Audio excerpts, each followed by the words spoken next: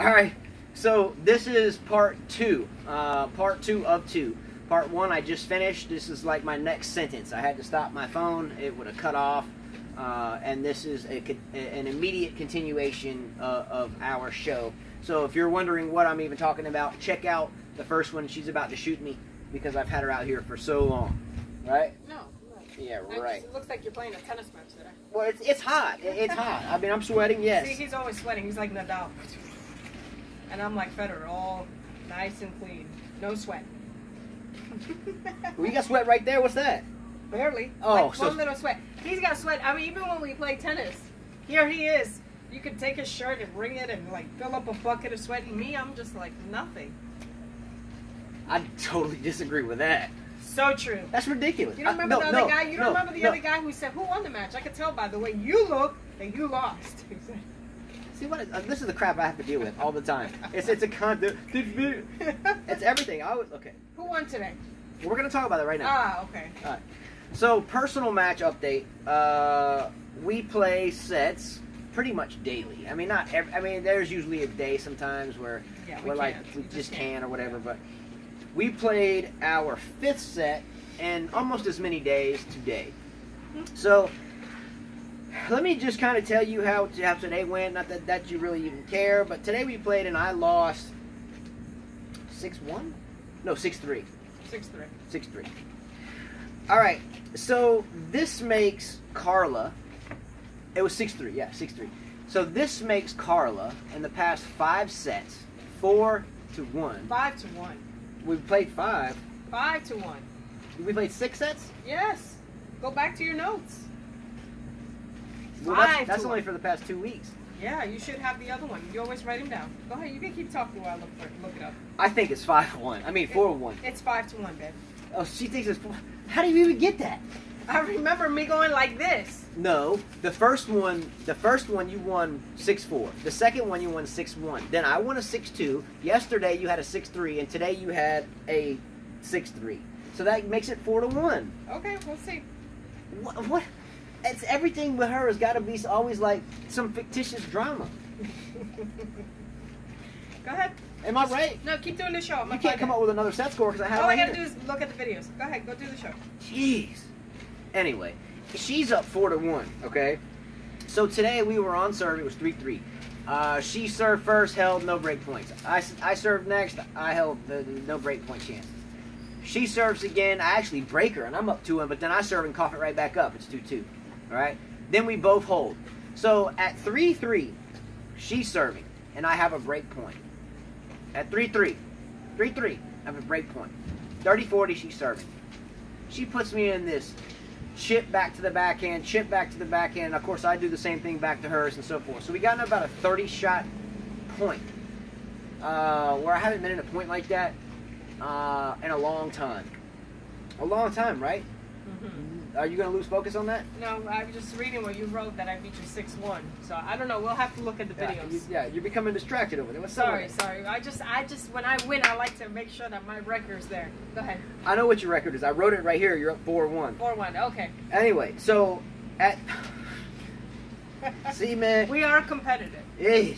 So at break point, she ran me. I mean, usually when we play, it's like 1 or 2 shots, okay, and then it's over. This one was long. Well, the reason I ran you, Justin, was because it was so hot today and humid. My grip was slimy. It just kept twisting on me. And anytime I would try to hit hard today, I couldn't. My whole racket would just spin. So I said, you know what? I'm going to be smart. I'm going to get tired, but so is he because it's hot. I'm just going to put the balls in angle there, put it in the middle. I'm going to make him run just like I saw Djokovic do to Nadal. That's what I did today. Yeah, so she did that, and at that break point, you know, I still had a chance at deuce to break her and to keep going, but after that point, I can't lie. Even at just 3-3, very early on, I was like, I mean, it hurt. I was dang. So basically, the next 2 points, I kind of just coughed up simply to catch some more wind, and then I went to the other side, and she always gives me a hard time about taking too long to serve, so I told myself, man, I can't keep doing that, even if she thinks that, it's really not cool if that's the case. so I kind of sped up going to serve, and I still couldn't get my, like the first point I double faulted, I think, when I served after that. Double faulted 3 straight points. I double faulted. Points. I double faulted like 3 straight points because I was that winded, and I felt like it was disrespectful if I took a lot of time. And after that point, I just never could find my rhythm, and I lost the set 6-3. But I did right here, looking at the previous videos, just to save you time, unless you just really want to debate the fact that I didn't do it. If you say 4-1, that's okay. fine. So she won the first one 6-3, the second one 6-1. I won the third one 6-2. She won the fourth one 6-3 or 6-4, and the last one today 6-3. So anyway, no worries though. I mean, hopefully there'll be Serena Sharapova. Maybe at this point. But I really hope to narrow the gap tomorrow. We have 3 of our 5 children that are going away for a couple of weeks, so I think it'll be fun to get out and try to get my mind off of all of that by playing some sets against them. That's fine. All right, so today was the men's final, and Djokovic won easily, 6-2, 6-2, 7-6. Well-deserved win for Djokovic. I mean, we all knew that I think we all knew, everyone who watched Nadal and Djokovic play, whoever won that match was going to win Wimbledon. Yeah. Anderson was just way too tired. He was out. He didn't have the energy. And nor, even if he wasn't tired, let's be real, could he really beat Djokovic? No. Or Nadal? No. Okay. So, I say this. I know we have talked or spoken about whether or not there should be a tiebreaker in the 5th set. She's pro that. She thinks you I should. think there should be. Poor guys. The tear and wear on your body. See, I don't. I disagree. I honestly do not think there should be a tiebreaker in the 5th set. We would have had a better match, Justin. So we're much just better. Oh, that's fine. And we're going to debate this too. And we have to watch the time because they're going to watch us argue. I'm not arguing. And we're going to carry this on. I'm just thinking about those tennis players out there. Think about you and I playing, and we're still going at 13-13, 14-14. But isn't that... And the viewers on television, eventually you're like, oh, enough of this. I disagree. I totally disagree. Okay. So for me, because you got one... Okay, let's put the math. This shout out goes out to my dad because this was an important thought. It's a fact, yes, but it's a thought. Kevin Anderson, by winning that match, won about $750,000 because he worked his ass... Excuse my language. He worked his butt off. He worked his butt off for 6.5 hours. Do you know that much money in most people's lives, or they don't make in a lifetime, and he made it in 6.5 hours? I think we should just kind of ease up on the tiebreaker pansiness and just say, look, this is how this tournament rolls, and we know that going in. So if you don't want to go to a 5th set tiebreaker, then end it earlier. But if you do get there, if you do win, you're going to get $750,000. Why you will complain about it? No, there's nothing to complain about like that. But Justin, Disagree. you were telling. I thought when you won a match in a Grand Slam, if you made it to the 4th round, that's what you won. Justin told me today that if you win the 1st round, you get that amount. If you win the 2nd round, you add it with that amount. Well, no. I've never heard of that. Well, there's a projection. Like, if you win the 1st round, I think this year you got 35, I think. But do they add it, or is it just whatever you get to, whatever Well, round the second round, I think you won like 80,000. So you don't add it all together? Because I was a bit confused. I was going to ask you that I think the tournament winner got $3 million. Okay, but they don't add the 1st, the 2nd, the 3rd, the 4th round. Well, if you add it all to the end, then you get that total amount. So okay, so it's what I thought. Okay. Anyway. Sorry. So all I'm saying is that the U.S. Open is the only major that doesn't have an unending 5th set unless you win by 2. Now, let's not forget that the tiebreaker way back in the day never existed in the first place. There used to be no tiebreaker in the 1st set. In the 2nd set, the matches would be 13-11, 27-24, 15-13, and then the tiebreaker came out. So let's not forget the historical tennis perspective. And call me out if I'm wrong on that. As I remember, and I haven't studied the history of the game since I was a boy and my father had me study that, but as I remember, there was never a tiebreaker way back in the day. Vintage tennis. The 1st set could be 13-11, the 2nd one could be 15-13, and then you so are forth. right. When did they bring it in? So all I'm saying is that we know this going in. All I'm saying, how can we gripe about something in which has been going on for so long? It's not the tournament's fault it went 27-25. In my opinion, if it were me and it was my dad coaching me or whoever, they'd say, why don't you close? Get it done. Get off the court. I think with the game of big servers, big guys, we do need to implement that rule. I'm sure a lot of coaches out there were shaking their head and said they should have a tiebreaker. Well, I mean, they're playing a lot of sets already. 3 out of 5 is a lot of sets. Well, I understand that, but at the same time, again, the other side of the story, Sure, other side of the story is to work harder. But the reality is, Justin, in every sport they are speeding it up. In baseball, they're doing things to speed up the game. What's that got to do with this? They need to eliminate that. That was not fun to watch, that match with Anderson and Isner. No, but I think... And it was not a fun final. It was not a fun final to watch. I didn't enjoy watching it either, so I agree with you there. But if we're to do a show, so it's up to us to kind of at least know what's going on, other than looking at scores. So I think that's why we watched the match. Otherwise, I think we would have just turned the channel. So all I'm saying is, just because we want to turn the channel, you're going to take away 150 years of tradition because we want to turn the channel. I think that's selfish. Things have to change. Rackets change. Strings change. Technology changes. Maybe there's an old saying. I think it was, the more things change, the more things stay the same. I forget who said that. If you want guys to last longer on the tour at an older age, you need to do that. I say anybody complaining about winning $750,000 because they had to play on center court for 28, 27, 25th, and the 5th, and I think that person. I think someone's ungrateful. Sorry, women's double had to get switched to another court. Sorry. Enough time spent. Okay.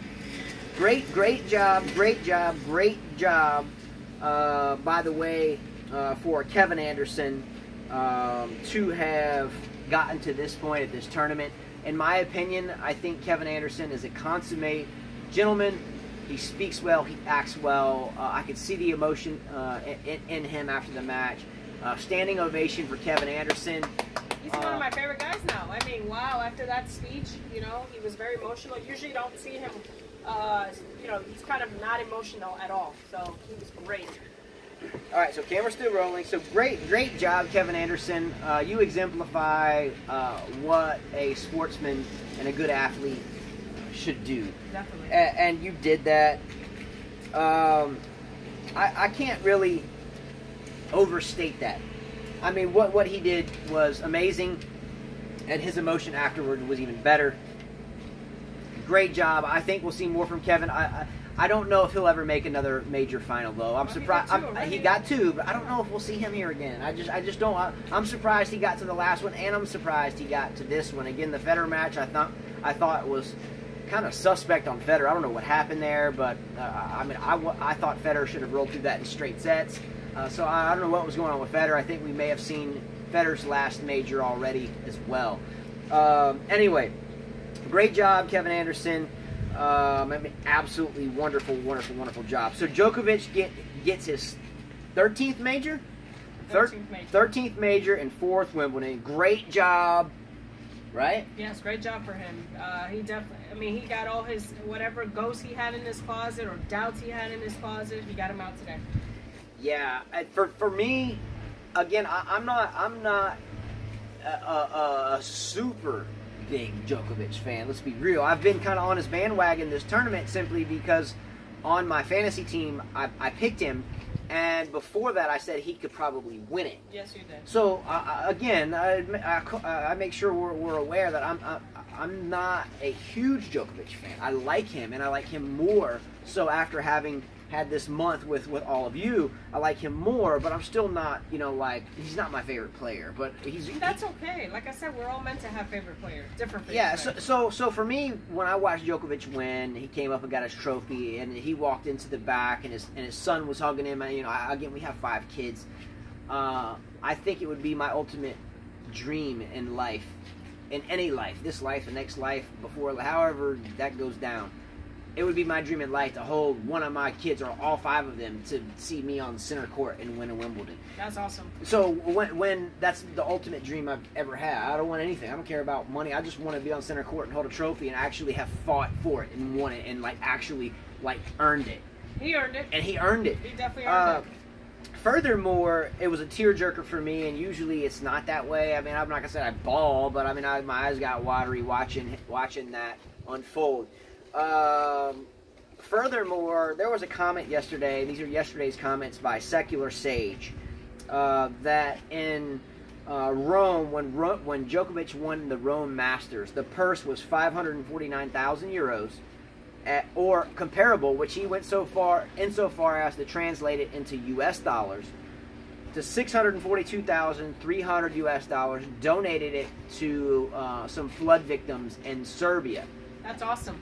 Wow. So again, the subject that we had yesterday was whether or not Djokovic is humble, and I mean, geez, when you're giving away $750,000, you're generous. You're humble. And you're generous. And you're generous. So Yes. so yeah, and I think that's a win-win thing. So Secular Sage, great comment there. I had to bring that up. So positive energy thing for Djokovic there, and when she read that, and again we didn't look into that. When she read it though, and she then looked into it, she realized that wow, this guy is, you know, even though he's not as bad as maybe we think he is. Right.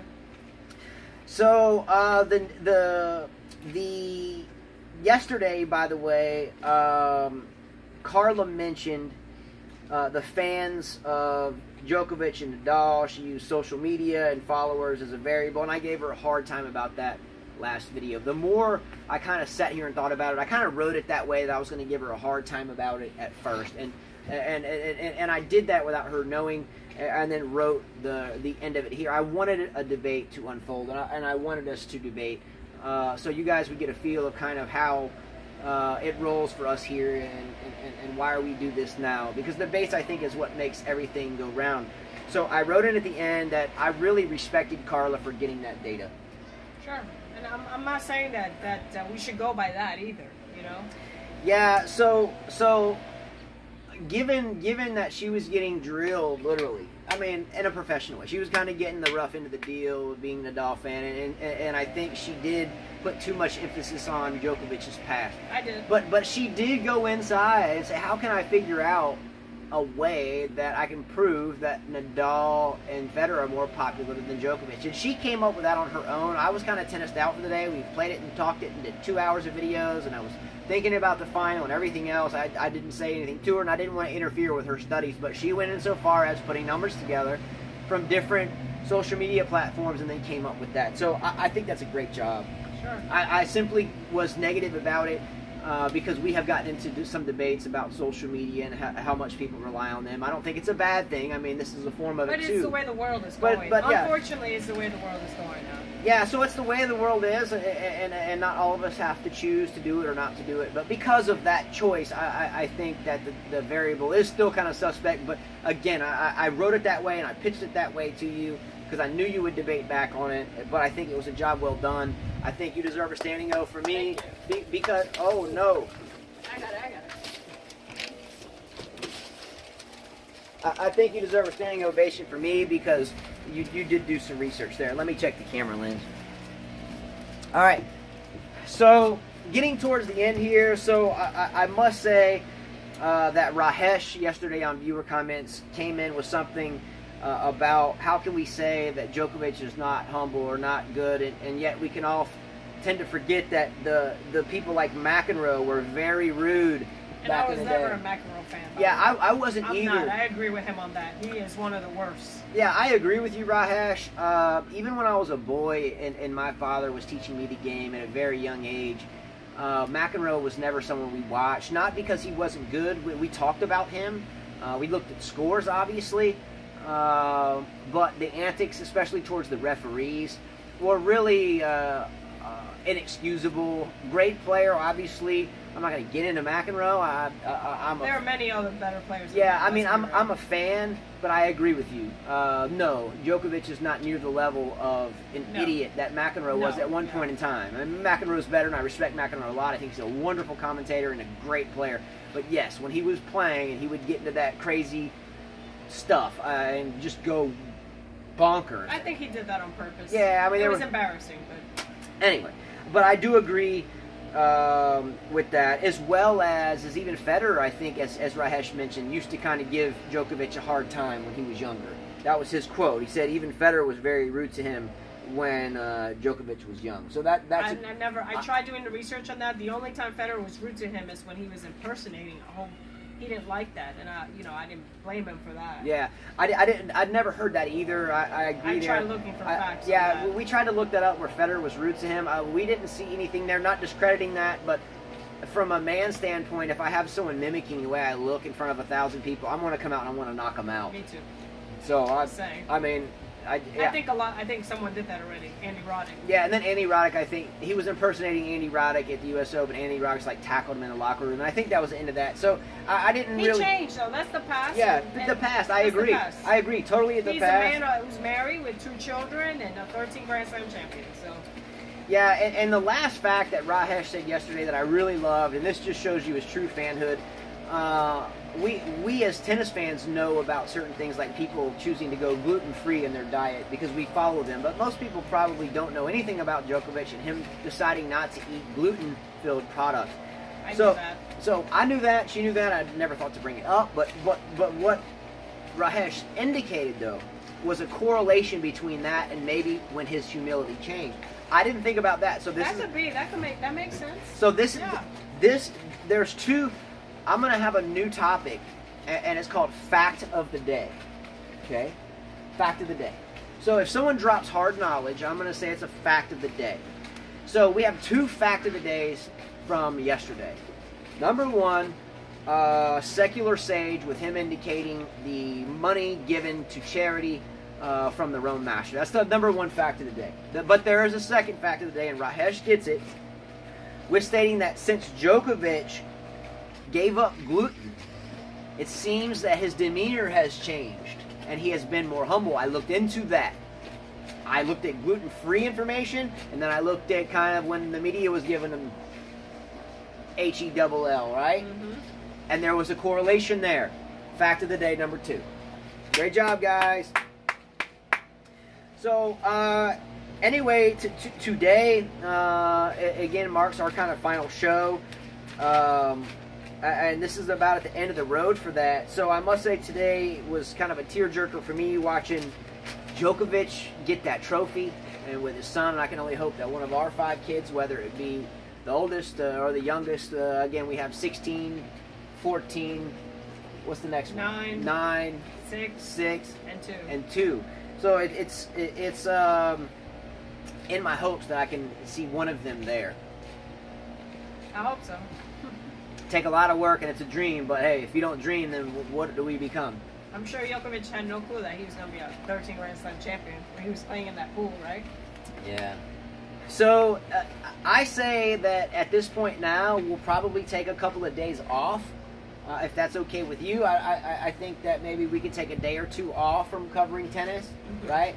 And kind of see what we're going to do through hard courts. Please let us know. If you have something you want us to do for you that involves tennis, we'll be happy to do it the next couple of days. I don't think we have anything planned video-wise. I think my hand needs a break, and I think she needs a break.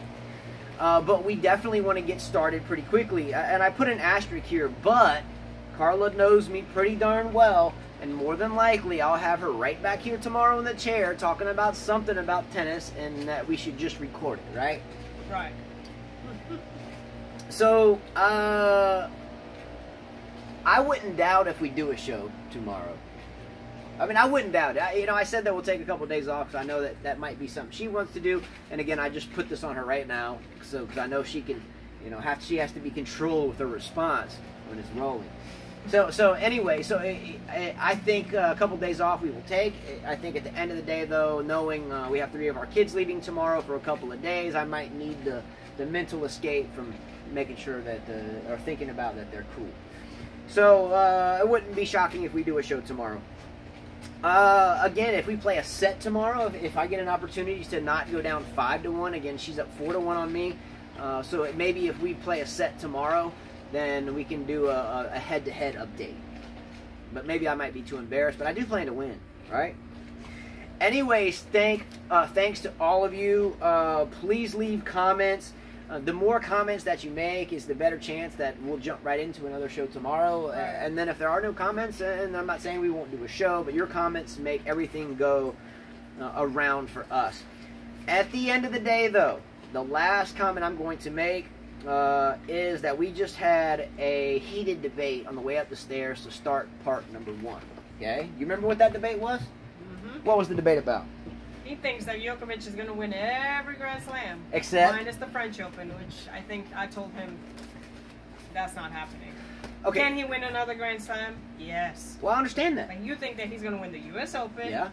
Australian, Yep. lose the French, go win Wimbledon, Yep. and win. There are other tennis players out there. Just because he won Wimbledon doesn't mean he's dominating tennis.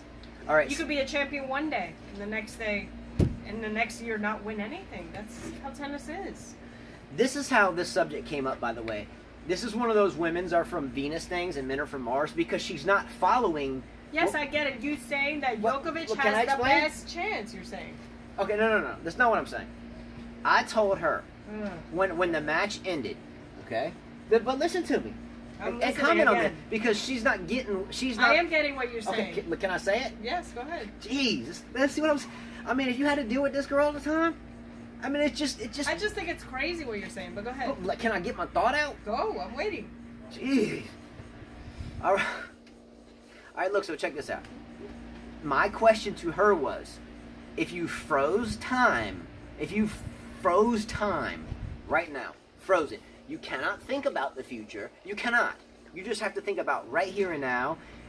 She couldn't get that through her head. So I said, if you could do that, Carla, if you could freeze time and you could not assume that you're a human being, that we may get injured or you might get a personal issue or whatever. But if you could freeze time right this second and fill in the next 4 or 5 majors, just if you could fill it in right now, forget about, oh, this person may get hurt and there's younger player. Just if you could freeze time right now and fill in the next 5 majors based upon what we know. I told her, follow me. I told her that Djokovic will win the U.S. Open. I'm not saying there's a chance someone else won't, but I'm saying if you froze time right now and asked me if I had to bet my life on it, who would I choose to win the U.S. Open? I would say Djokovic. Okay, I would just say that. She started, oh, he could get hurt. He might get in a wreck. He might have a car wreck. He might, never said that. Or No. whatever. Okay. I don't want to. I'm just saying, if you froze time right now, and remember, I'm not a 1,000,000% Djokovic fan. I'm just saying, if you froze time right now and asked me who would win the U.S. Open based upon what I just watched at Wimbledon, I would say Djokovic. Going into the Australian Open, he owns it. He's won like 8 of them. Who would you put in there? Who would you put in there based upon if you froze time with no assumptions? Who would you put in there? I said Djokovic. That gives him 15. Okay? That gives him 15 majors, okay? If I had to freeze time right now, who's going to win the French? I'd say Nadal. That gives Nadal 18. Okay? That gives him 18. Based upon what I saw today, who wins Wimbledon next year? I'm not saying crap won't hit the fan. I'm just saying if I had to fill in a blank sheet right now and bet my life on it, I would put Djokovic for next Wimbledon. Okay? That gives him 16. Okay? Then if I had to fill in a blank slate, then I would fill in him for the following U.S. Open. That gives him 17. Okay, all I'm saying is be careful for a fledgling Federer that looks very vulnerable every time he steps on the court now, in my opinion. Okay, I'm not even going to get into that. They said that 2 years ago about him, and look, he won. Look, I never said that 2 years ago when everyone else did. I did not. I did not. I wish I can go back in time. He's won 2 majors since then, I think. Right? 3. Whatever. I think right now Federer looks very vulnerable, and whether or not Djokovic looked vulnerable at the French Open. Again, everybody thought he was not going to come back. He did. Look, it's just how it is. Look, if the Federer-Anderson match wasn't suspect for a lot of different conspiracy-type theory ways, I won't get into all that. But that loss against Anderson was very subject for me on a whole different level I won't get into. But if it indeed was just Federer losing on I didn't expect that to happen type day and it just came out of nowhere, then whatever. If that's the truth, then he's done. If it's not the truth, then there was a little bit more behind the scenes to that weird match, to say the least. I wouldn't even go into that. Yeah, I'm not going to go into that. I'm just saying it was really odd, that match. Anyway, so all I'm saying is that we got into a debate because she said she disagreed with me filling those spots in. But I asked her, then you fill in the spots. If I could pick someone right now at the U.S. Open, who do you pick? Del Potro. So she picks Del Potro to win the U.S. Open. I don't think his body will handle it after so deep at Wimbledon, so many long matches. I don't think he's going to roll into the heat. And not only that, I like to see what the hardcore season holds. So for me, I can't just pick a player because tennis is unpredictable. You just don't know. I mean, you have champions that win a slam, and then they never win one for like years. I agree. So you can't say this person's going to dominate because I think there's a lot of great players in the hardcore season. Do I think Djokovic will win another slam? Yes. Do you think Djokovic will catch Nadal on the major list? He could.